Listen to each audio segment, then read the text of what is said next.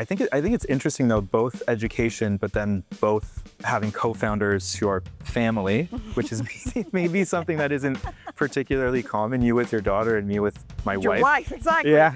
We will break families if this partnership doesn't work. Yeah.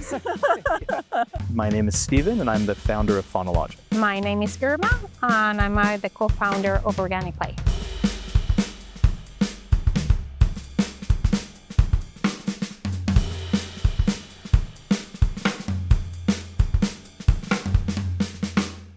Well, the past year has been a busy year.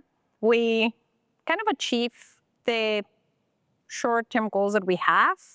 We got registered in the College of Psychologists and Behavior Analysis. That's a big thing for us because now we have the credentials of the college that it just gives more confidence to the people, and it just allows the people to trust more in what you're doing, especially when we are foreign and when we don't have too many connections and most of our schooling is out of the country, especially mine. So being part of the college is a big thing for us. We are writing a book to put out there our interpretation or our values and our understanding of curiosity in children and how we use them to break learning barriers that children with developmental needs and sensory need experience every day, and that really affect the way that they engage in the world. So by understanding how the children's curiosities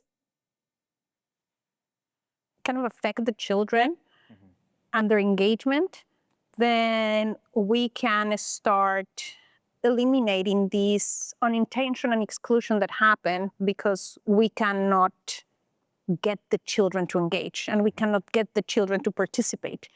So we want to move from that and instead start creating the roads for the children to feel comfortable enough, curious enough, motivated enough to join activities in their own way, in their respecting themselves and just having the opportunity to belong to the group without the need to be in the corner of the room. So that's what we have been doing during this year. What about you? What have you been doing? Yeah, I finished my MBA, so that was good. And other than the startup, I have a second kid, so that's been a lot, as you know, having two kids yourself, grown up now. Because I know when you say we, you're also talking about your daughter as well. Yeah. There's been a lot. There's been a lot that's happened. We incorporated back in December, and we're now kind of in the process of figuring out how to properly sell the product. I think it's interesting though, both education, but then both having co-founders who are family, which is maybe something that isn't particularly common. You with your daughter and me with my wife. Your wife, exactly. Yeah. We will break families if this partnership doesn't work. Yeah. In fairness, I mean, because Mercy is a literacy interventionist, like the idea is hers, like the pedagogy behind the company, how we determine how we move, the language that we use on our website, all of that is really determined by her. And also this past year, we've gone to a bunch of conferences. That's probably been the biggest thing we've done. So we were at Reading for the Love of It, and we were at the International Dyslexia Association's annual event, and then we've been doing some startup conferences as well. It's been a whole bunch of different potential stakeholders as we go through things.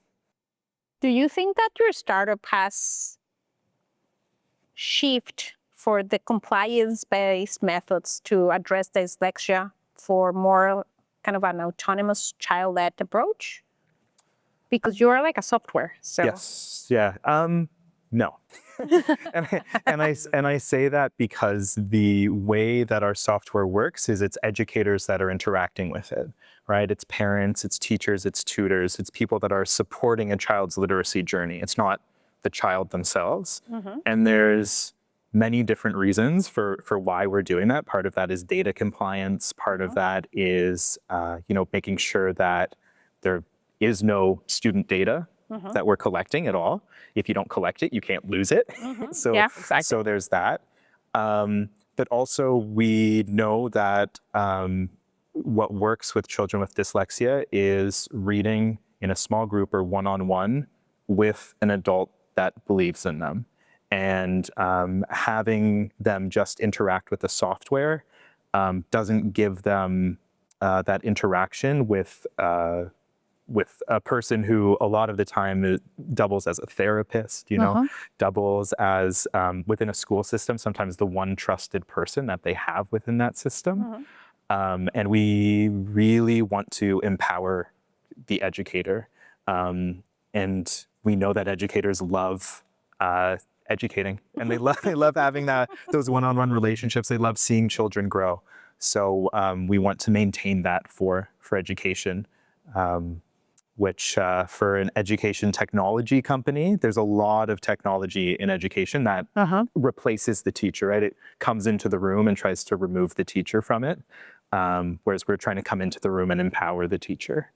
I wonder because we were talking a little bit before we started shooting, you were mentioning the My Inclusivity model and the various pillars that you have. And I was wondering how you came up with them, if it was something that you always knew there were these 7 pillars, or if it's something that's maybe shifted over the journey that you've had. Well, everything is based in practical experience and observation. I personally have been working with kids with autism for more than 20 years. And my daughter, she has been working with kids and in the field. Maybe she's 16 years old or something like that. So, and I am neurodivergent myself. So something that I never enjoyed was this position that I needed to do what other people want me to do in order to get what I want. Right. That's the principle of best practices, right? You do what I want you, and then you get a reward, or you get a reinforcement, positive or negative, but you will get a reinforcement, right? So that, it didn't work for me when I was a child. I felt that really limiting, and I feel really powerless because even though I comply, I still have the same struggles. So it worked at the moment for them and for the data, but my struggles inside me, they're still there, right? So that didn't change with the reward. So when I started working with autistic children, I decided to do it differently. I decided to see the children. I decided to listen to the children, and I decided to become a real play partner for the children. So I always follow the same philosophy that most educators with neurotypical children do, that is follow their lead. Make it child-led, make it play-based. It's very interesting because there are a lot of performative practices, and everybody says that they do that. The reality is not because you're using toys, that means that you're playing.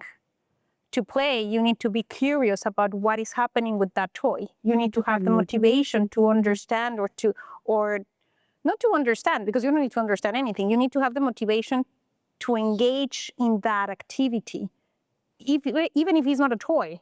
But having a toy in front of you, that doesn't mean that it's play. And that you're interacting with a toy, that doesn't mean that you're playing. Playing should be something that you enjoy, that you're curious about it. And in order to play, to become learning, that curiosity needs to promote that learning. Without curiosity, there is not learning, because then you're not moved from inside you to go beyond that, right? So that's why we decided to start all these. We were fortunate enough to get involved with interventions that are research-based, that are place-based, and they are child-led, and with educational models and pedagogies that are exactly the same. And we start fusionating them, all of them. So we start taking like the best of everything. So it's not that we're discovering the needle on the hay. We're just putting everything together to make it accessible for all the people that doesn't have the time, the access, or the knowledge to be able to gather all this information for all these different places. So we have been working or collaborating through my experience to occupational therapists, speech therapists, teachers, Montessori teachers, educators, parents. We have been around people that are professionals in the red media approach, that are professional in this highest scope approach. That, of course, Montessori, from people from Alberta that follows like the flight model or the framework. We're here from Ontario, that is how learning happens. So when you start, and it's not that they're wrong, everything has an advantage, but if you take every single advantage for all of them and you put them together and create a model that is not designed for neurotypical children, it's designed that everybody should be integrated, right? And that's why we start working in that. So it didn't happen all at once. It just happened with evolution.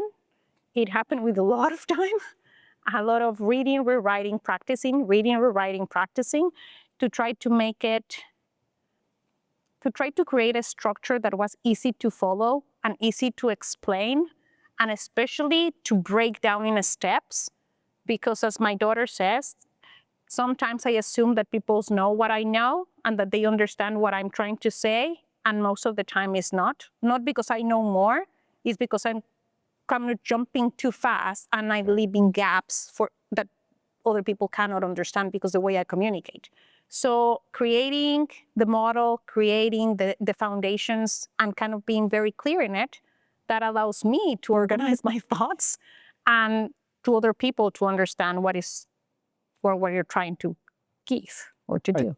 I think so we help with dyslexia intervention and reading intervention. So we're both working with neurodiverse populations. And it is interesting how, as you talk about autism and how people think about autism and the best practices around it, there's a lot of similarities with dyslexia as well, in terms of what are best practices, where are they held, who understands what these best practices are.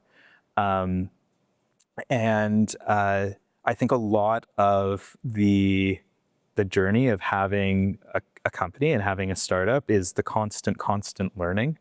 I know you were talking about how it's really shifted, right? What you started with is not what you have now. And that's the same for us as well.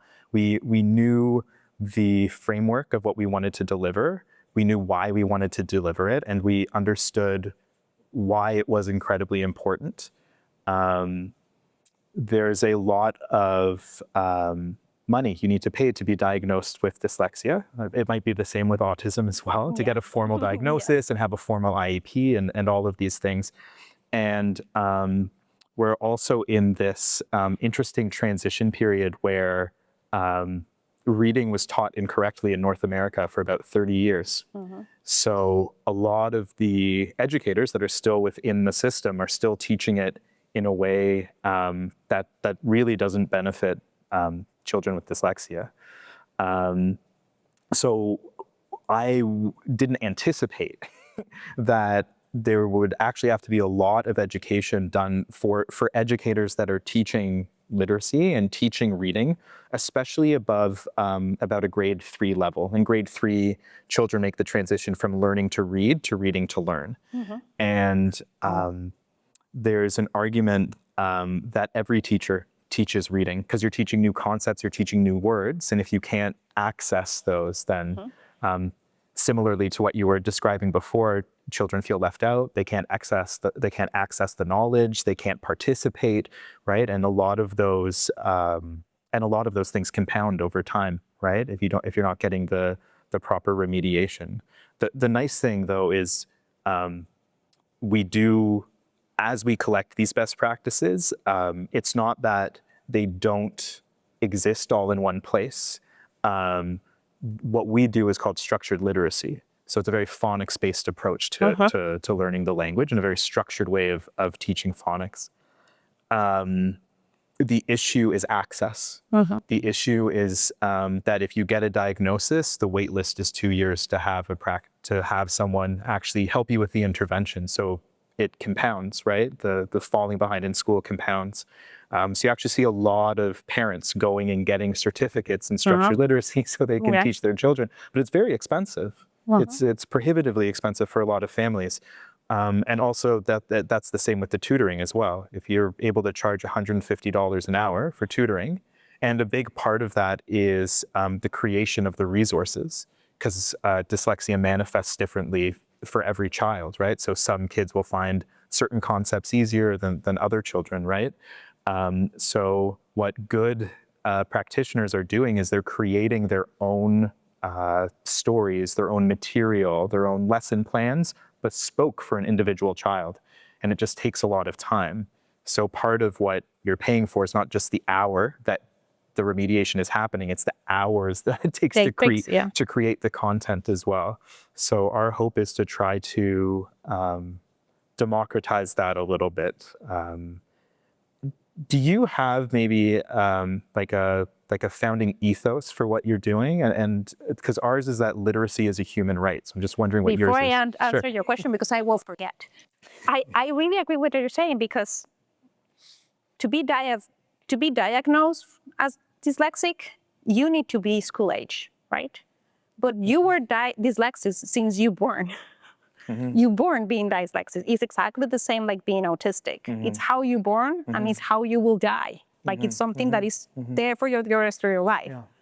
So many autistic children, even though they can be diagnosed by the age of 2 here in Ontario, most of them, maybe later if they're not lucky enough, they don't get diagnosed that early, right? Maybe they go to the school system and to the school age without a diagnosis. But children with other learning disabilities like ADHD, right?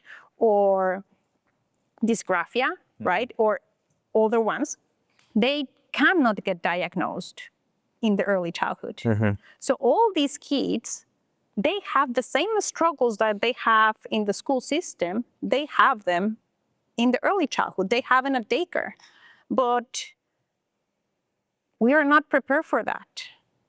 Daycares are designed for neurotypical children.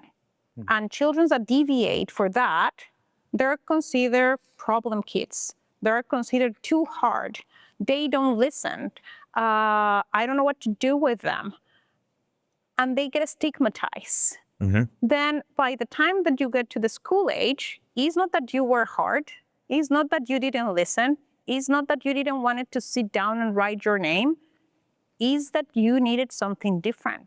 It's not because you didn't want it to do things. It's because you didn't have the tools to do it in a different way, and you didn't know how to do it in a different way. And that's why my inclusivity gets in place. That's why we complement each other, because what we're designing is specifically for that. You don't need to be diagnosed to be seen. And that's the sadness of our system. In order to be seen, you need to have a diagnosed. And that shouldn't be like that. Like you should be seen just because you are you. And if you're struggling with something, and if it's getting hard to engage with something, people should see it. And adults should support it.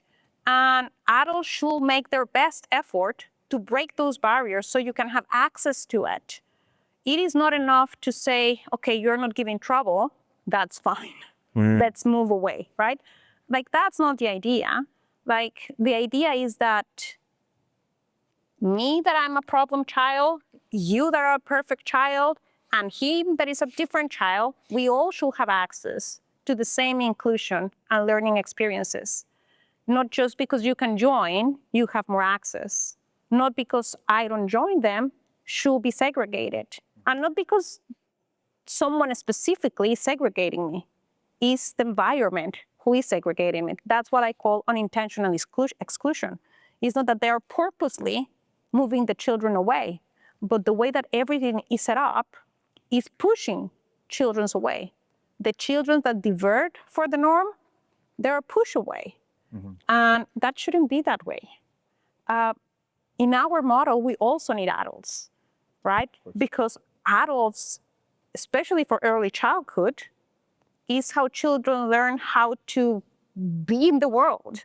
Like if an adult is not co-regulated, who is going to hold that child when he's having a meltdown? Even when he's having a tantrum? Like that idea that let it cry. That's a very popular saying in daycares, just let it cry. Why will you let a child cry? You should be an adult that will be able to hold their feelings and to give him that strength and that cover to feel safe until he relaxes or she relaxes and she calms down, manages his emotion, and is ready to move on with the next thing, right? So I really believe that ventures like yours, ventures like me, they are not so popular because they're not in the tech money business grabbing. However, this is the future for people.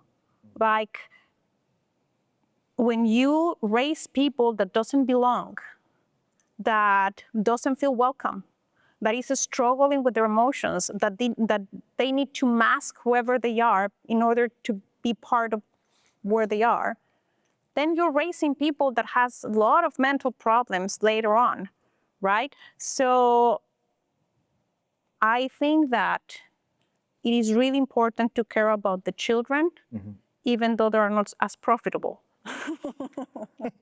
Right? Like What that says more about our society than anything else. right? So, and I truly believe that it is really harsh that everything is left on the parents' hands. Because having a child with dyslexia intervention or having a child with early intervention is expensive. And it is hard to get funding. Even if you're diagnosed, it is hard to get funding because you need to wait years to have that funding.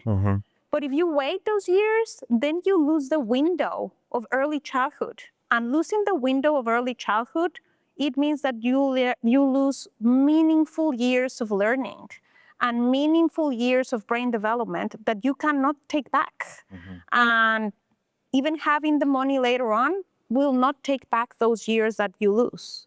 So working in these ages, I think that is really important to having successful adults, to having adults that are in control of their mental health, that are emotionally capable to do things and to overcome the world and to overcome the problems, and that feel safe and that feel empowered to do something. So I think that what we do is very valuable, like very, very valuable. And if I have a phrase that will, no, I talk too much. You don't have one phrase. I was telling you the other day that I really need to work in making like a short phrase that it will, but it's hard. It is really hard. It is really hard. Maybe another way to ask the question is what, like we're talking kind of about these systems that people are operating in and children are operating in, right? What's like one big change that if it happened, you'd say, okay, there's less need for my social venture. Yeah, if something were to change, because obviously these parents, these teachers, the children are operating within systems that are much bigger than themselves. So I'm just thinking about for PhonoLogic, and I don't want to make assumptions for what you're doing, but ideally the social venture wouldn't exist. Right? Like ideally, you wouldn't need to be teaching people about inclusivity because it was already done, right? Just like us, we wouldn't be needing to advocate. Similarly to dyslexia, autism will always affect a certain percentage of the population. With dyslexia, it's about 15 to 20%, manifests differently in different languages. But when I think kind of about structural changes, especially within North America, because English is a very hard language to learn. Ask me. Especially phonics. Yeah, for sure. It's called orthographically opaque, right? A lot of the time it's not see what you say. So when I see Spanish, for example, I don't know what I'm saying, but I know I'm saying it correctly. It's straightforward. I agree. Whereas in English, is it minute rice or minute rice? It's very small rice. It's minute, but does it cook in a minute? You don't know. So I think like the biggest thing for me is that advocacy piece, and it's getting people to understand like that neurodiversity is something that we actually a lot of the time do know how to support with best practices. We actually do know how to really help these children. For me, I'm more ambitious, I think. For me, something that needs to exist for me to not have a venture is to change the mindset. If we stop seeing neurodivergence as something with a stigma on it, that will make the difference. And I need to say a stigma because it's really hard. It's really hard that as soon as you mention autism, every single door shuts down. When you don't say autism, you're just a problem child. And that's okay. But if you're autistic, then the door's closed. It happened in daycares. Like, one of the things that they will ask you very subtly when you're registering is that you have any diagnosed. If you say autistic, most of the daycares, they will put you in wait list because that's allowed. They're not all saying no to you. You're just waitlisted, right? Private schools, they don't have autistic children in there as public schools. And I don't think that is not because people cannot pay. There are tons of people that they can pay that, they don't have access to it.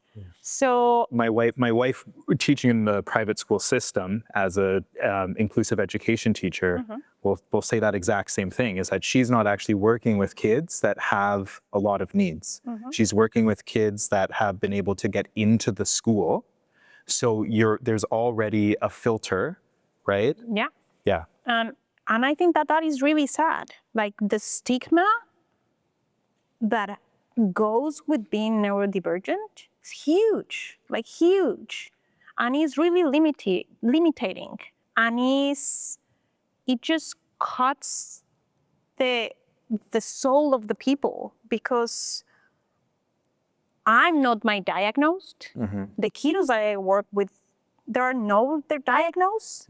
There are Peter, Joe, Francis, or whatever, right? Like there are people. So I think that breaking that stigma, I think that will take my venture away.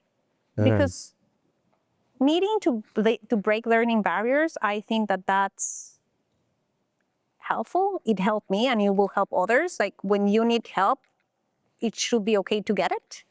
But having a stigma because you need that extra, I think that's damaging, very damaging. Is it possible for you to explain what your venture does in like 30 seconds? Well, my venture... Thank you for closing out with that, Stephen. No, well, my venture, we aim to break all the learning barriers, well, not all, to break the learning barriers that children with developmental and sensory need experience in early childhood. That's what we do. We focus in breaking those barriers for the children to be able to engage, not because they're not capable. It's because the environment really limits how they can engage, how they can belong, how they can connect, and how they can participate. And that has a direct effect in how they develop and in how they learn. So that's what we do. It's a pretty good synopsis. Yeah. What about you? Yeah, we, now I'm put on the spot. It's harder, isn't it? We create stories, lesson plans, and curriculum in order to help parents, teachers, tutors support children with dyslexia on their reading journey. And the idea is if you align a child's reading with their interests, they'll be a lot more motivated to do that reading. And one of the big things that we've been seeing in the pilots that we've been running is that children that typically might have behaviors that manifest, whether a teacher is pushing into a classroom or pulling them out of a classroom, that those behaviors almost completely disappear because kids would rather be called bad than stupid. So once they're incredibly engaged in the material, and once they figure out that they can really read about whatever they want to read about, the learning flourishes. You see, he's not having a toy. He's just following the curiosities.